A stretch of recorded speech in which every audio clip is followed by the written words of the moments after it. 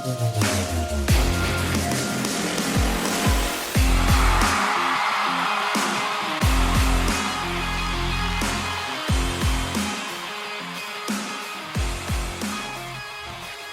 right, so a good old-fashioned football game here this week between the Indianapolis Colts and the Pittsburgh Steelers. The Steelers, the leaders of the AFC North. The Indianapolis Colts, the leaders of the AFC South. The Colts travel to Pittsburgh, go to their stadium. Hostile environment, great fan base. Should be a good proving ground for the Indianapolis Colts. And we as fans know we're no strangers to these questions right now about how legitimate the Indianapolis Colts are. You wonder how much it motivates them, but when you're 7-1 rolling the way they are, you know they hear it, right? And the question is, how much does it matter to them? But either way, this week against the Steelers marks really the first of many games coming up where the Colts have a chance to shed that perception, because apparently teams like the Denver Broncos, who are 6-2, and the Los Angeles Chargers, who are 6-2, apparently those games are not enough. So you have this one against the Steelers. You have the Falcons next week in Germany. A lot of people don't view that as a good team, but the Falcons are one of these teams. You don't know which one's going to show up on their best day. They could beat anyone this league has to offer. And then, of course, you have the bye week, and that's where it really starts, because you got the Chiefs, you got the Seahawks, you got the 49ers. You have not played the Texans or the Jaguars, either of them, once, and you're going to be playing both of them 2 times. 4 of your 6 games after the bye week, 4 of your 7 games are against those teams. That's tough stuff. And technically speaking, the Indianapolis Colts, this 7-1 start can disappear in the blink of an eye. I'm not saying it will. I'm just saying it can if this team doesn't keep their foot on the gas. So I will say, as fans, when people in the outside, right, people who are not a fan of this team have questions about the Colts, they're legitimate enough, right? They're legitimate enough. I think we as fans know we can expect this to continue due to what we've seen, but not everyone has seen what we've seen, right? People are just kind of, watching from afar and saying, hey, the Colts have to prove it. And you know what? They're right, okay? Now, here's the good news for Colts fans. When you think about their ability to keep their foot on the gas, that level of urgency, one of the things that makes this group so special, and is really something that I've echoed since the start of the season and why I think this isn't going to stop, I think you just have the right group of guys together and gals at the right time for the Indianapolis Colts. Like, every single party in this organization right now, they just have so much on the line, right? Of course, Shane Steichen and Chris Ballard, if you start with the head coach and the GM, they were coming in this year with their jobs on the line under that new ownership, who, of course, not only are they dedicating this season to the late, great Jim Irsay, their father, but Jim Irsay was one of the great owners in this league for one of the main reasons being that he was a football guy, right? Like, you look, for example, the Jets. You have a guy in Woody Johnson. He give a shit less about the game of football. They have outside agencies come in and hire their front office, right? But these owners, Jim Irsay, the Irsay family, football means so much to them, and it shows in the way the daughters are handling this thing. You can tell how seriously they take it. So a lot on the line for them. They don't want to screw this thing up.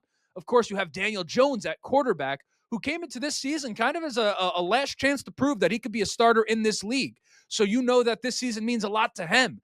And then you have guys on this team who have, one, been here through very tough times, guys like Michael Pittman Jr., Quentin Nelson, DeForest Buckner, Grover Stewart, Zaire Franklin. I mean, I keep listing these guys. Kenny Moore.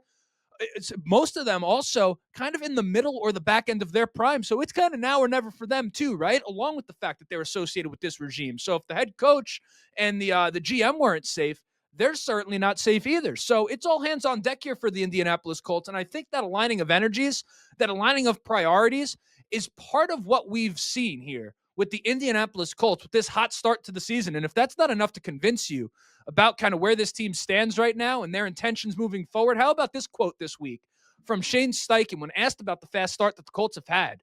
You always want to start fast in this league. All 32 teams are trying to start fast and go win as many as you can. September, October, great. But I think the season starts in November and December. This is Shane Steichen speaking. That's where it really starts to pick up. You've got to play at your very best starting in these next 2 months. Now, for starters, let's just say this. He's right. Shane Steichen is 100% right. Now, we know that the season actually started 8 weeks ago. Of course, we sit here at 7-1. But what he's speaking to is a larger point about the NFL, which is you have to finish.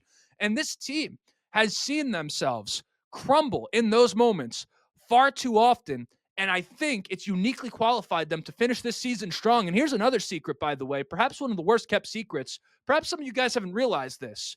This Shane Steichen that we've seen this season, the aggression from him, This is an angry Shane Steichen that we've seen come out here as the head coach for the Indianapolis Colts this year. I don't know if you guys know it, but a lot of y'all pissed him off. You understand, this is a guy who has been a success everywhere he has been in this league, year in and year out, including his first year with the Colts, right? 9-8 with Gardner Minshew as your starting quarterback, as your primary option, really. That's not something anyone else has been able to do, right? Gardner Minshew, I love the guy. He's been a losing quarterback in this league everywhere he's been, other than the Indianapolis Colts. So you don't think that what happened last year with the Colts, knowing how relentless of a competitor Shane Steichen is, knowing the years of work he's put in to ultimately build the resume to become the head coach of this team, you don't think all of that being called into question because of a young quarterback in Anthony Richardson who wasn't holding up his end of the bargain? You don't think that pissed him the fuck off coming into this season? It absolutely did. And the Colts this year, in many ways, sure, we could talk about the offensive line. We could talk about Daniel Jones. We talk about Jonathan Taylor. The fact that this has been the best offense in football, it is held together by Shane Steichen, right? Like, he's kind of the puppet master above it all. It's his brainchild. All of that to say, back to the game that we're previewing, right? I think the Colts come into this one ready. I'm not really worried about whether or not the Colts come into this game with a sense of urgency. And the Steelers' defense hasn't exactly been lights out. In fact, they've played pretty poor all around, right? That said, you do have players on this Pittsburgh Steelers defense that warrant respect, right? TJ Watt, Cam Hayward, Patrick Queen, Joey Porter, Darius Slay, and Jalen Ramsey, even if they're on the back end of their primes or just right out of it, they're guys that are really good football players still, right? So the Steelers do present guys who have played in good defenses, and even if they haven't played good up to this point in the season, you would have to assume that they start to turn it around at some point. Nonetheless, this is probably a bad week for that to start happening, right? I do anticipate that it's going to be incumbent on the Steelers offense to come and outscore this Colts team, okay? With that said, I have a lot of respect for this Steelers offense. If you haven't watched this offense yet, stick around because we're going to be breaking down how this offense in the Steelers operates and how I expect them to attack us, obviously, the Colts, what it means for our defense and what they need to do to contain this offense. Of course, we'll go over the injury report as we would on a game preview. We'll talk about the offensive side of the ball for the Indianapolis Colts and what they need to do to ensure that they don't get caught sleeping against this Pittsburgh Steelers defense. I'll talk through some of the key matchups for us in this one. We'll do our parlay of the week, as we always do in these, and then I will see you guys after the game. Before we get into all that, you know what it is? Got to introduce the show. My name is Justin. This right here is the Riding the Bench Colts podcast. As always, ask anyone watching and enjoying the show. Go ahead, shoot a like. It's going to help me get out to as many Colts fans as humanly possible. Of course, subscribe. If you want to be a part of the journey, we're on our way to 5,000 subscribers over here on the YouTube channel. We're not all that close, but if you keep coming back and joining the show, perhaps it's your first day here and you're liking what you're hearing so far, hit that subscribe button. Help me get there and make sure you never miss an episode again. Audio listeners, of course, leave a five-star review. Let the people know how much you're enjoying what it is that we're doing over here. Ultimately, this show, listen, I could come out here and talk behind the microphone all day long, but it's nothing without the support that you guys give, and you guys do give it, and I appreciate it greatly. So, audio listeners, if you have not yet left a 5-star review and you have been listening, would be greatly appreciated. But of course, I just appreciate you being here, talking about the Colts with me, and kind of just supporting through your ears, right? I appreciate that very much as well. Of course, if you're on YouTube, you plan on, participating in the comments section. Be civil with one another. I'm talking to you two Steelers fans. We want to keep this thing civil, right? You don't know what the person on the other the keyboard is going through today. I have a lot of respect for the Steelers organization. So overall, would like to keep this a little bit of a kumbaya. After all, I mean, it's just football. Yes, we take it seriously, but I mean, it is what it is, right? So back to the topic at hand, back into the game preview, and let's quickly go through the injury report. As I just said, I have respect for the Steelers. I'm going to keep their side of the injury report really, really brief, primarily because there's nobody missing from that team right now, right? Like if you're a Colts fan, the crux of it, the Steelers aren't missing a single player this week or are not expected to be missing a single player this week that would really swing the outcome of this game in any direction. So if we're to talk about our injury report, which of course we find more interesting, Anthony Gould and Samson Ebukam have been ruled out by Shane Steichen. Tyquan Lewis is back. We are still up in the air with Jalen Jones at corner, and Grover Stewart, of course, the star defensive tackle, our anchor in the running game. Jalen Jones has practiced in full all week, but nothing has been made official on his game status to my knowledge, and he was given an opportunity to do so, Shane Steichen. Grover Stewart has been nursing a foot injury. He's kind of been in and out of practice all week. Of the pieces I just mentioned, I would say Grover, probably the most important piece to be missing in a game like this, Anthony Gould for sure has made an impact as a kick returner. But if him being out means Amir Abdullah gets more returns, I mean, no disrespect to Anthony Gould, but sign me up. Amir Abdullah doing just fine in his own right. So I expect that role to be filled just fine. And then Jalen Jones, of course, that's a big one because he's a highly anticipated return. That's going to be one to monitor. But at the same time, we haven't had him up to this point, and we are 7-1. So that's the injury report side.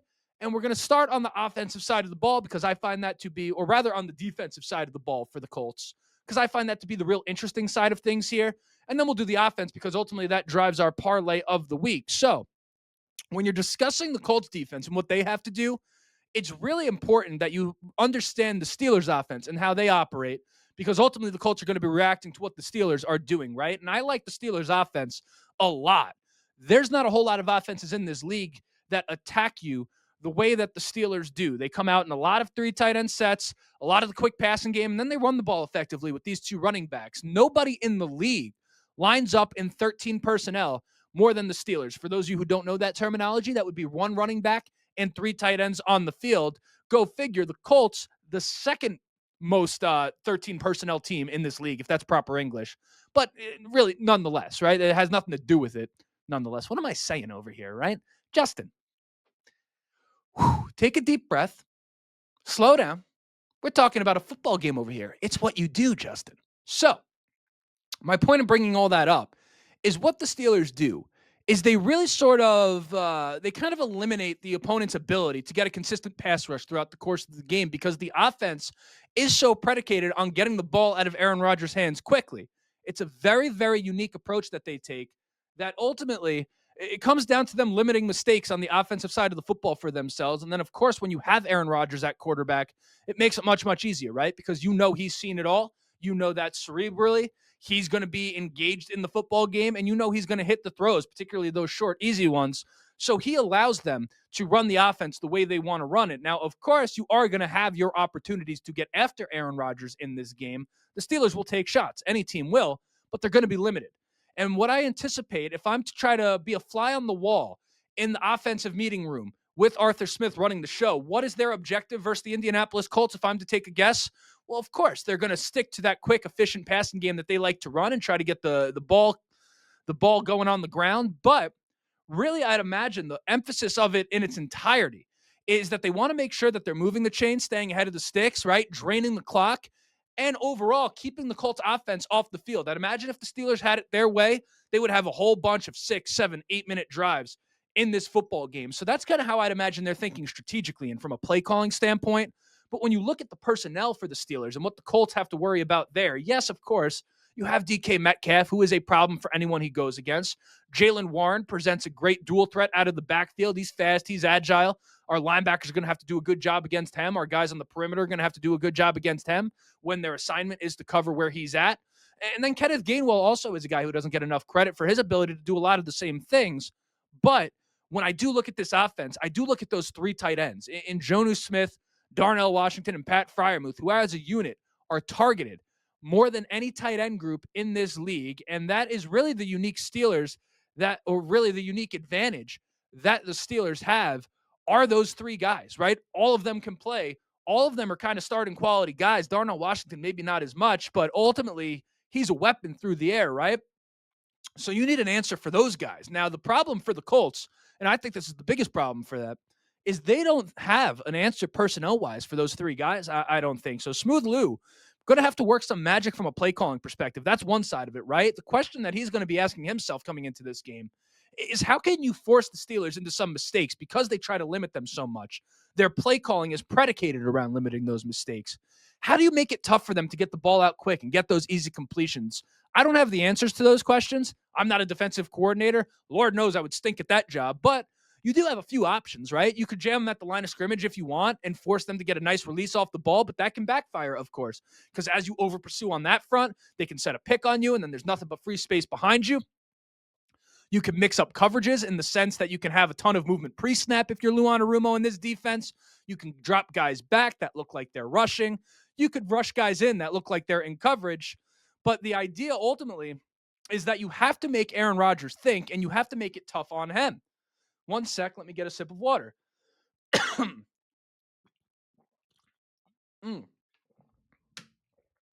We don't edit anything over here. It's live to recording. That's what we do. So any mistakes I make, you pretty much get them right here. Okay. So I do think a lot of it, though. I speak about the Lou Anarumo side of things and how important he is in this entire thing, and he'll do his part. I do think it's going to come down to the players in one sense, though. Of course, they have to go out there and perform, right? But if I were to narrow it down on a single thing, they're going to have to limit the yards after catch. Like, can you make a tackle and allow 4 yards to be 5 or 4 yards, right? Like, can 4 yards not become 15 yards? That ultimately is going to be a big factor for the Indianapolis Colts on defense here, because it's going to be tough for any offense, even an efficient one like the Pittsburgh Steelers, to remain perfect all day without explosive plays, without chunk plays. And speak of explosive plays, if Jalen Jones is back in this game, kind of a side note, I do anticipate the Steelers go after him early and often. If they can get that matchup on DK Metcalf, I think they're going to take that matchup as often as they possibly can. And I do believe this is not an indictment on Jalen Jones. I'm just warning you that if that's the case, Jones might lose it often enough. Like, he might struggle. I mean, that's a long layoff he's coming off of, 8+ weeks, really, even longer than that. That's just game time. He was injured before that. And again, DK Metcalf, just a freak athlete. So that's a whole lot to ask out of Jalen Jones coming back, right? I'd imagine if the Colts can avoid that some, they will. But I just think in the flow of the game, you're not going to be able to avoid it if he's going to be out there playing, right? So if some of those plays go against Jalen Jones, don't be alarmed, don't be surprised, and don't hold it against him. Have a little bit of grace, because it's to be expected given the circumstance. Like, that's not going to be an easy way for him to come back at corner, where you're reactive and it's about running, and Jalen Jones isn't exactly the speediest guy to begin with. Coming off that hamstring injury, listen, if I'm the Steelers, let me put it this way. If I'm the Steelers, I'm going to test Jalen Jones. Let me just put it that way. So, all of that said, if we were to sum up the Colts defense into kind of 3 keys to victory, this is how I would put it in no particular order. You got to limit the yards after the catch, or in other words, make the tackles you need to make when they're available to be made. No missed tackles in this game. 2, you got to get the Steelers behind the sticks, right? Obviously, that works against any offense, but if you could get the Steelers, particularly in second and third and long, you take their offense out of rhythm. Like, that's against what they want to do from a play calling perspective. The Steelers would love to get 4 yards, 5 yards, 15 yards, 3 yards, 5 yards. Like, that's the Steelers offense, right? That's what they do. So if you can force them to play from second and 8 or third and 8, that is going to help you a lot, kind of mitigate what it is that they do and maybe force them into a mistake. And then you also have to find a way to take away that tight end group in the passing game, right? Not only are they going to, kind of dink and dunk with those tight ends, but they send those guys vertically down the field as well. And it's just a whole lot of man to handle. Ayo, pause, right? But I'm talking about, these are big guys. Like, Darnell Washington is a rangy athlete. He plays 6'7" or something like that. That's a hell of a football player, right? If you're talking about strictly as a vertical threat, as a pass catcher. If you're the Colts and you're able to do 2 of the 3 things that I just mentioned, you pick which ones you're going to do. I don't think the Steelers' offense is equipped to score more than 21 points if you're able to achieve 2 of those things, if you're the Colts defense. Now, if we're to shift to the offensive side of the football, if you're the Colts, it's very, very simple. You just do what you do, right? Like, you don't overthink this thing. Why, even if you're me, try to overanalyze this or give advice on it, right? Like, the Steelers are allowing a lot of explosive plays right now. Shane Steichen has proven that he can exploit any defense in this league. I expect nothing less in this game. He's 2-0 versus the Mike Tomlin defense as the head coach of the Indianapolis Colts. And the Colts offense is so good right now, it's practically boring to talk about, because, what can you say that hasn't already been said? Like, where's the fun in just saying, yeah, of course they're about to score 30+ points? I will say this, though. Aside from the Steelers' performance as a defense up to this point, if we're to maybe place some risks in here for the Indianapolis Colts on offense, that is a good corner group that the Steelers have on paper, right? Like, as I said at the top of the show, Joey Porter, Darius Slade, Jalen Ramsey, 2 of those guys are big-time veterans, and one of them is a big-time young corner. I'm sure they'd have to have some tricks up their sleeve for Daniel Jones. So him being steady in this game and him not forcing anything that isn't there, that'll be a nice little win for him if he can do it, because I do think those are the types of players that can make him pay. That's an underrated test for Daniel Jones, a test that I expect him to pass. But nonetheless, teams scoring all over the Indianapolis Colts, well, all over the Steelers. My English today, tough. Tough to speak English on a Friday, October 31st, when it's Halloween, right? Because I'm dressed as a person who doesn't speak proper English, I guess. But nonetheless, teams have been throwing it all over the Pittsburgh Steelers, right? Not a single team allows more passing yards per game than them. 273.3 yards per game through the air against the Steelers. If everyone else has been able to do it, I don't anticipate the Colts are going to have all that much of a problem with it. Now, as for some matchups on the offensive side of the ball, I'm interested in a football sense. Number one, Jalen Ramsey is a guy who the Steelers have been using in the nickel primarily. He's going to be lined up on Josh Downs a lot in the slot. That should be a fun matchup to watch. Obviously, Jalen Ramsey was an outside corner primarily early in his career. And as he's aged, they've moved him inside. But even at his age, he's a stud. And he's a guy that if you're a receiver, you have to separate from if you want to get a catch on him. Like, you're not going to beat him in a contested ball situation unless you're, one of the best guys in the league at that, right? He's got long arms. He's physical. Really one of the best corners of the 2000s, in my opinion. If you were to just zoom out and talk about the NFL, his longevity as a football player has been very, very, very impressive, Jalen Ramsey. I'm a huge fan of him as a player. But Josh Downs is the type of guy that if you're Jalen Ramsey and you're at this point in your career and you're looking for some individual challenges, Josh Downs is a great measuring stick for where you stand right now in this league. If you're Jalen Ramsey, like how much you have left in the tank, there are not many tougher matchups in the league, period, than Josh Downs out of the slot. He's a nightmare for opposing defenses in this league. So I expect that to be a competitive matchup. And quite frankly, I'm not sure if Jalen Ramsey is going to be able to keep up with Josh Downs' lateral speed, right? Like the way he can kind of hit you on a misdirection, get your body turning one way, and then whoop, the way he breaks out the other way. Josh Downs, that's part of what makes him so special as a football player. And he has such a good understanding of the spacing of a defense. We're just lucky to have him as Colts fans, right? Sticking at wide receiver, another matchup I really enjoy in this game is Michael Pittman Jr. versus Joey Porter. That should be a dogfight, right? Those are two physical players at their position, tough players at their position. I expect that to be super, super competitive. And I just get the feeling that at some point they're going to need Michael Pittman Jr. to make a catch on him. And I expect him to make it because you say what you want about Michael Pittman Jr. as a number one receiver in this league, whatever that means, right? But for me, a number one guy, one of the most important aspects of his game is the fact that when you need a catch, you can go to him, right? That is priority numero uno in an alpha wide receiver in this league. You can trust him to win his matchup. And Michael Pittman Jr., if you need a one-on-one contested catch, give me a matchup and throw it to my guy. There is no one in this league I want more than Michael Pittman to execute that. Not saying he's the best at it. I'm just saying there's no one I would want more. He's just as good as anyone, as the best guys in this league at just getting it. We saw it on full display last week, but he's done that over and over again in his career. Nonetheless, though, I do expect that to be a physical matchup. Don't be surprised if there's a little bit of a tussle between Michael Pittman Jr. and Joey Porter because those are the types of players they are. So we'll see how that goes. So that's on the receiver side. And I'm also curious to see in another matchup how the tackles do against these pass rushers of the Steelers. Like, of course, we know what TJ Watt brings to the table. He's one of the premier defensive football players in this league. Even with the defense that's struggling, you can't take that for granted how good he is. But technically, he doesn't lead this team in sacks. In fact, not technically. He literally does not lead this team in sacks. Watch out for Nick Herbig, number 51 on the Pittsburgh Steelers, leads this defense in sacks. He's been having a pretty good season. Curious to see how the tackles handle those pass rushers and really from a play calling perspective, how they handle those pass rushers because they can go for sure. So that's the preview of the game from a play calling personnel, right? Just offense, defensive side. In terms of a game prediction, you best believe I'm going with the Indianapolis Colts. I'm going 31-20 Indy in this game. The spread, by the way, is -3, -3.5. I'm not going to take the spread in our parlay of the week, which I'm about to share, but I will lean into the Colts passing offense. So we have a 5-leg parlay. I'll say it one time. 3+ receptions for Josh Downs, 4+ receptions for Tyler Warren, who the Steelers have no answer for, by the way.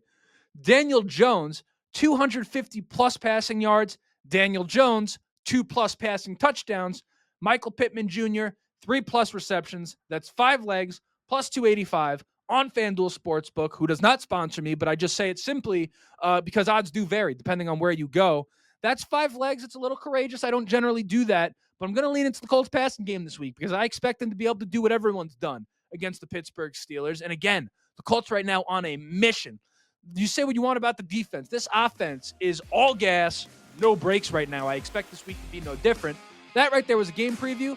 This right here is the Ride the Bench Colts podcast. My name is Justin. Like, subscribe if you have not yet. And as always, go Colts.